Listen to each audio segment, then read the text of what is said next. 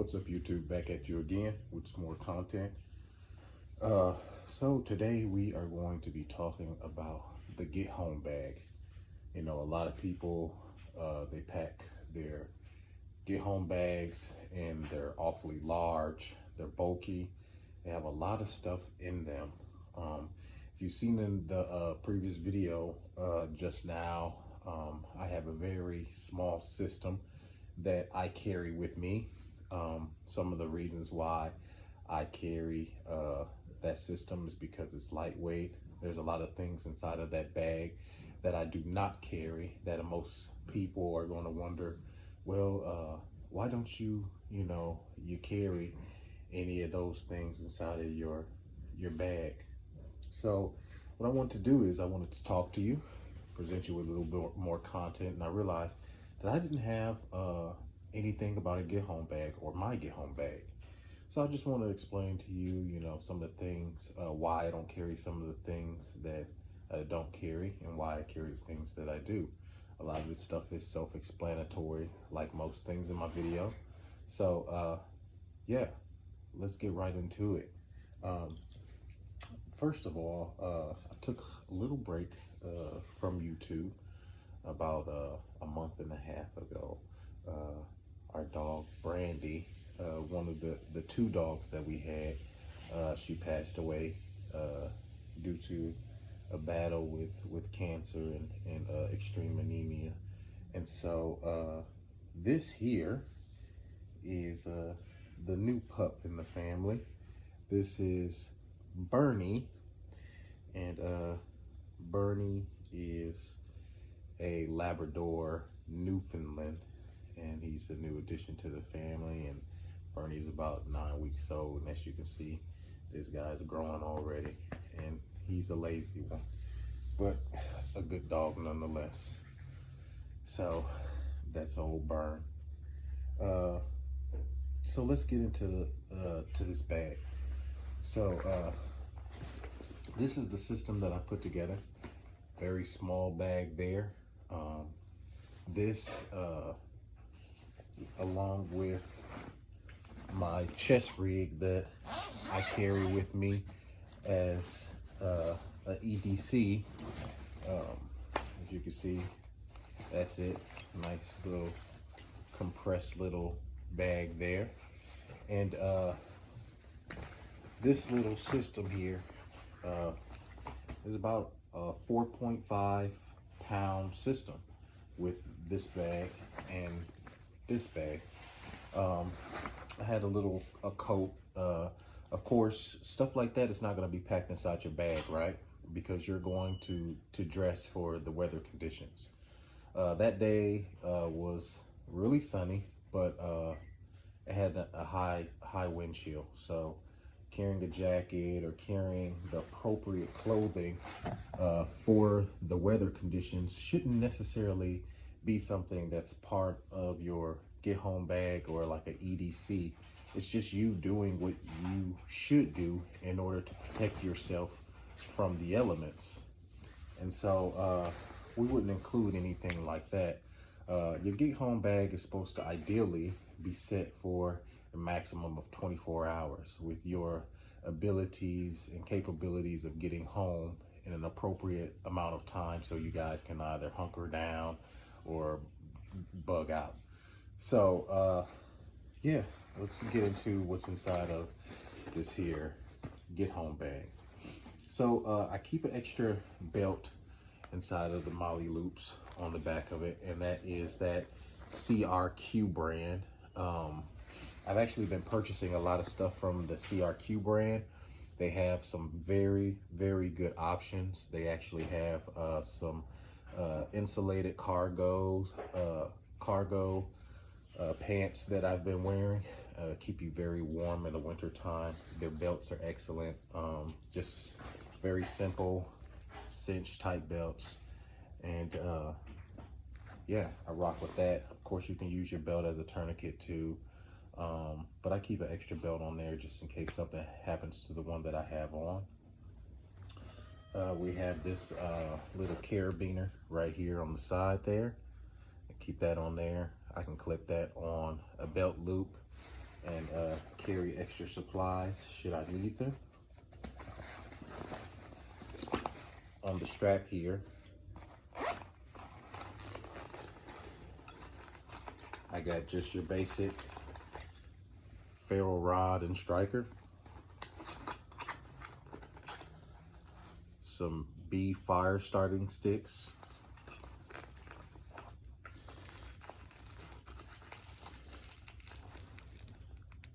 I keep some fire starting tinder in there,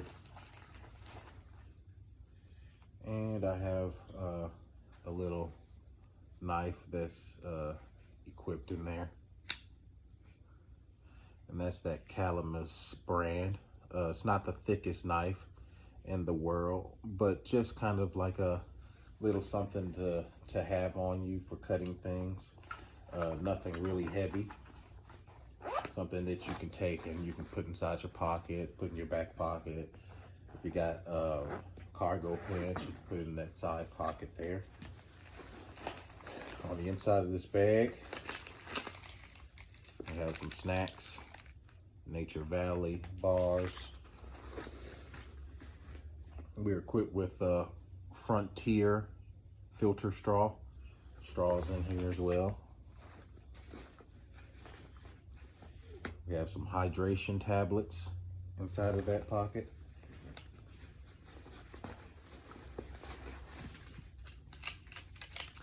We have a survival crank radio, nice, small, and compact.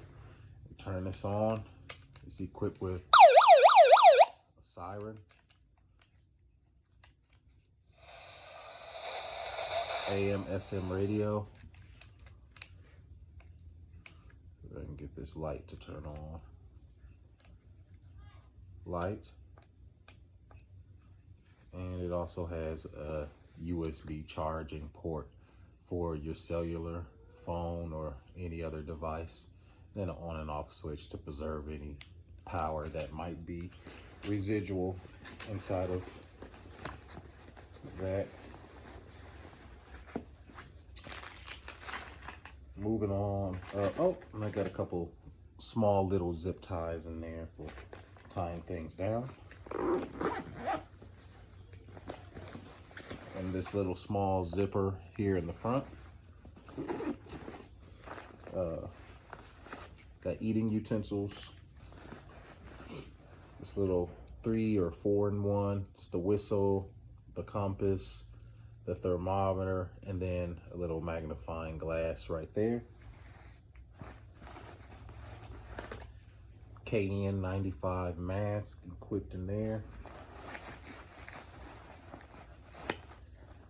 Let's see. Ink pen.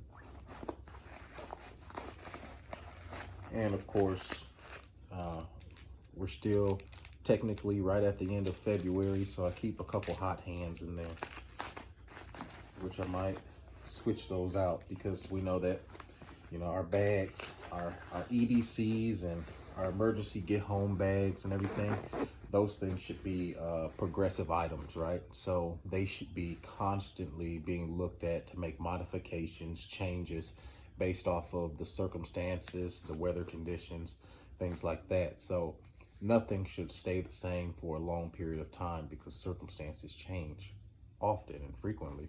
And so you want to change with your circumstances.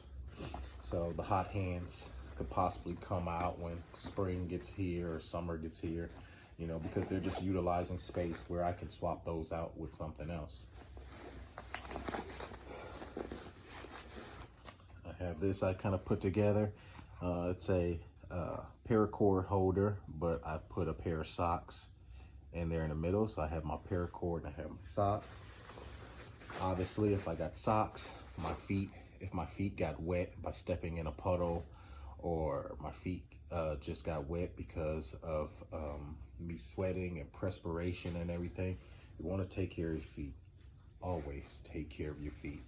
And so to complement those socks, I got a little small bottle of Lotrimin to, you know, keep your feet dry, to prevent fungus and things like that, and so on. Of course, one of the most easiest ways to make fire is the lighter. So we got fire in there, a very simple way to make fire. We got our cable cord or our charging cord for our phones. We have the emergency blanket wrapped up. And again, based off of the circumstances, if it's spring, if it's summer, of course, you're going to get an increase in little pesky critters. So you keep a little bit of repel in there inside the little small squirt bottle. And that's it. That is all that I have in that sling. And you might say, well, you don't have a ham radio, or you don't have an extra pair of clothes or anything like that. Well, you know, now more than ever, especially with everything that's going on currently, you know, with Russia and Ukraine and everything, prepping and being prepared has gotten a lot more real, right? You know, and I don't like to fear monger. I don't like to say it's too late to prep. I will say that it's going to get more expensive too, but it's not too late. However, you know, if there's in the situation of, you know, things shutting down because an EMP attack or what have you, any of those circumstances were to arise, if you have your ham radio and everything like that, it's going to be completely useless to you if a circumstance like that were to arise. However, on the other hand, if that is not the case, and, you know, it's not an EMP attack or something of the sort, then you're still going to have the resources that you need to get home, right? You're still going to have your cellular phone device that's still going to work. You're still going to have your vehicle that's not going to shut down. You're still going to have people who are passing by or that you can flag down for help. The thing about collapse is it's not going to be acute. So when things happen, you know, people will still have a humanitarian, you know, outlook on things. They're not just going to leave you high and dry unless, you know, the world is burning up around them. You know, if in the case of an EMP attack, you know, people are still going to have somewhat of a want to know why these things are happening, and are these things going to be permanent? It's only going to be after the fact when they find out that the police force has completely been dismantled, or that this thing is going to be a long-term situation, or that we are actually in a SHTF situation, is when panic is really going to set in. So within that 24-hour period, I feel comfortable with the things that I carry in my get home bag, and I see those things as sufficient for me to get home so me and my family can actually decide whether or not we're going to hunker down, or if we had the means to actually bug out, which bugging out is probably going to be the circumstance in our case. So moving on to the chest rig, and I featured this chest rig in the past and before. I carried and I've had my firearm inside of a Kydex holster, which it is, but it was a sidearm, but I've recently started carrying it inside of my chest rig. So with that being said, that's what's in here with extra mags. 2 is 1, 1 is none. I also have in this bag, aside from my sidearm, this Bushnell Pro Flashlight.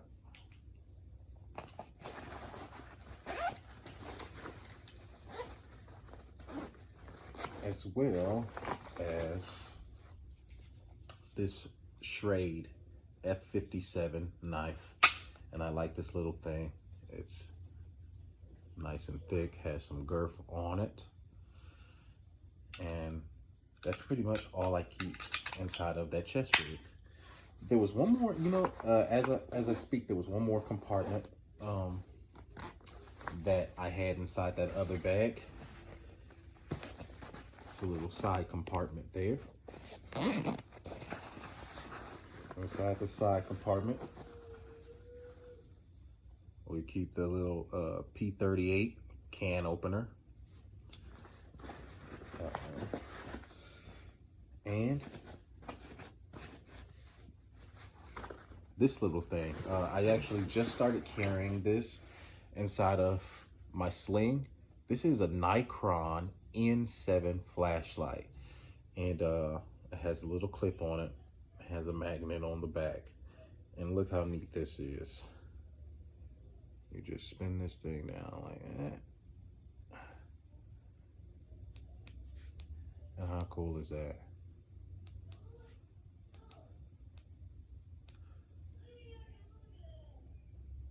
I don't carry a nice, fancy, expensive flashlight on me because I guess if you're gonna assume that you're gonna be out there or guesstimate that you're gonna be out there for 24 hours, whatever light that you're running, it would probably be a smart idea to run that light at the lowest setting. So if it's equipped for 600 lumens, then you're probably gonna be running it at about 250 to 300 lumens because that's what's going to give you the maximum amount of hours running that particular light.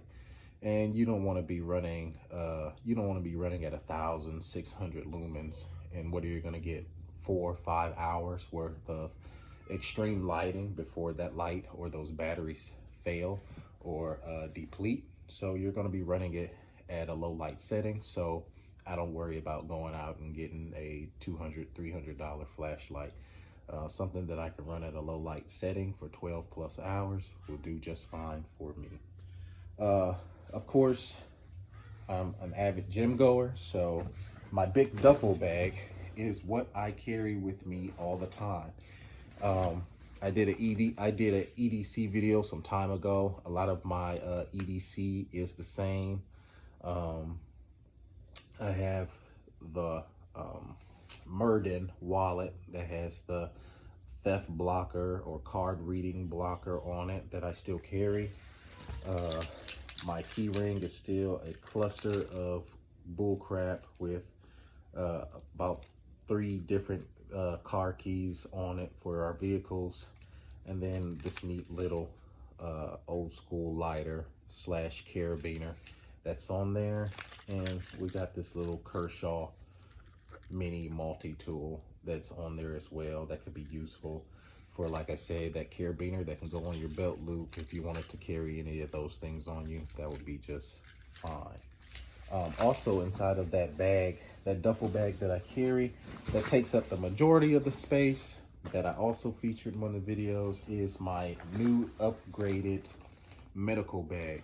And the reason that I upgraded it and this medical bag is so big is because this world is insane, and that people are doing things every day where, you know, you're gonna have to either not only help yourself, but you're gonna have to be in a situation to help others. So I extremely enhanced my medical bag, but I also have a small bag in here for a get home situation in which I can take all of the needed medical equipment that I want with me and carry that home with me in a get home bag situation. And so yeah, that's definitely it. That's everything that I have equipped with me inside of my get home bag. You know, I don't have the ham radios or anything like that. I don't have an extra pair of clothing. So yeah, let's talk about that. Let's if you think that I absolutely need something, I would love to have a conversation with all of you. Put that stuff inside of the comments below. Also, please subscribe to the channel. I appreciate everybody's time. I appreciate everybody being patient with the content, and I will see you next time. Oh, before I log out, there's one more thing that I wanted to mention for you guys. This is actually a new EDC that I'm carrying, and I've been trying out for a couple of weeks now. But it is It is the Garmin Instinct watch. And this watch is a good thing, especially for a get home situation, because it has the GPS built on. It has your coordinates. It has all of your vital readings for like your pulse, your heart rate, things like that. It has the time, of course, the date, and things like that on it. This is the tactical version of it. I'm probably gonna be looking into getting a solar one in the future, but yeah, for now, this watch has been a lifesaver for me, and I've been carrying it around everywhere. So I wanted to make sure that I mentioned that I also have this Garmin Instinct. It's been great. It's actually a gift from my wife, so thank you, wife, for buying this watch for me. And I will see you guys next time. Thank you for viewing the video.